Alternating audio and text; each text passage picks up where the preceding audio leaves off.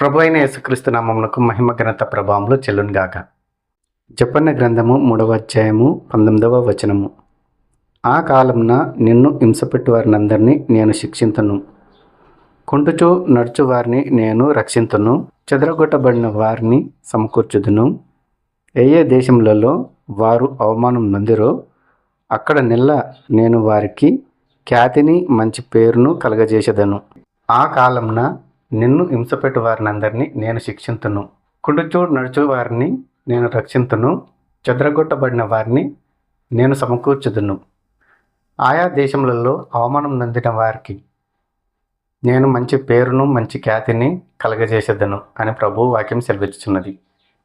నువ్వు ఉద్యోగం చేసే చోట కానీ, వ్యాపారం చేసే చోట కానీ, ఇంకేదైనా పని చేసే చోట కానీ వేరే వాళ్ళ చేత నువ్వు హింసింపబడుచున్నట్లయితే, వేరే వాళ్ళు నిన్ను హింసిస్తున్నట్లయితే, వాళ్ళు నిన్ను అవమానపరుస్తున్నట్లయితే, అనకూడని మాటలన్నీ అని నీ హృదయంలో గాయపరుస్తున్నట్లయితే వాళ్ళను దేవుడు శిక్షిస్తాను అంటున్నాడు.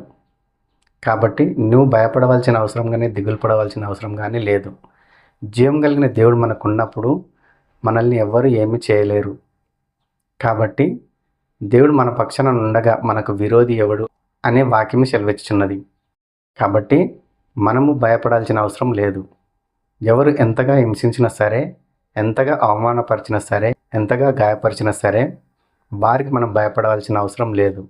దేవుడు మన పక్షాన ఉన్నాడు కాబట్టి దేవుడే వారిని శిక్షిస్తాను అంటున్నాడు. కాబట్టి కుంటుచు నడుచు వారిని రక్షింతును. ఈ సమాజంలో ఎంతమంది కుంటుచూ నడుస్తున్నారు, కాబట్టి వారిని నేను రక్షిస్తాను. కాబట్టి ఇక మీదట కుంటుచూ నడవవలసిన అవసరం లేదు.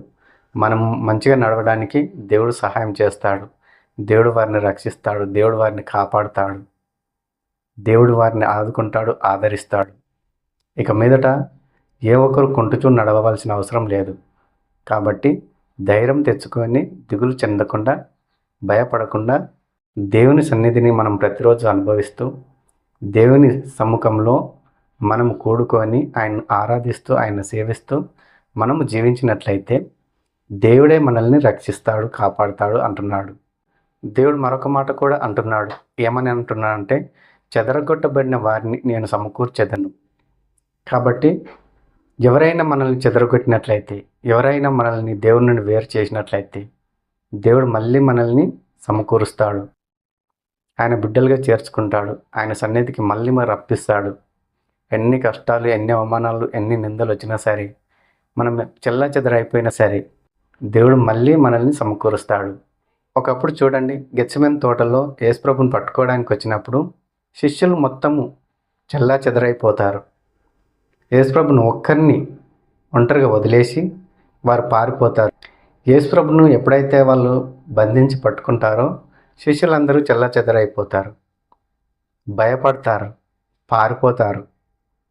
అలాంటి శిష్యులను యేసుప్రభు శిలువ వేయబడి తిరిగి 3వ దినంలో లేచిన తర్వాత యేసుప్రభు మళ్ళీ శిష్యులందరినీ సమకూర్చి వారికి నా రాజ్య సువార్త లోకానికి ప్రకటించండి అని సెలవిచ్చినప్పుడు వాళ్ళంతా సమకూర్చబడి దేవుని రాజ్య సువార్త చేయడానికి ముందుకొచ్చి కలిసికట్టుగా ఉండి దేవుని రాజ్య సువార్త ప్రకటిస్తారు. కాబట్టి దేవుడు చెదిరిపోయిన వారిని మళ్ళీ సమకూర్చే దేవుడు కానీ చెదరగొట్టే దేవుడు కాదు. కాబట్టి దేవునిలాగా మనం కూడా ఉండాలని ప్రభువు కోరుకుంటున్నాడు.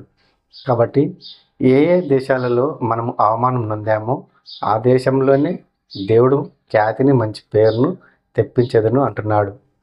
కాబట్టి ఆయా ప్రాంతాల్లో కానీ, ఆయా దేశాల్లో కానీ మనకు అవమానము, ఏ ప్రాంతంలో అయితే మనకు అవమానం కలిగిందో, ఏ దేశంలో అయితే మనకు అవమానం కలిగిందో ఆ దేశంలోనే దేవుడు మనకు మంచి ఖ్యాతిని మంచి పేరును తెప్పించదను అని ప్రభు వాక్యం సెలవిస్తున్నది.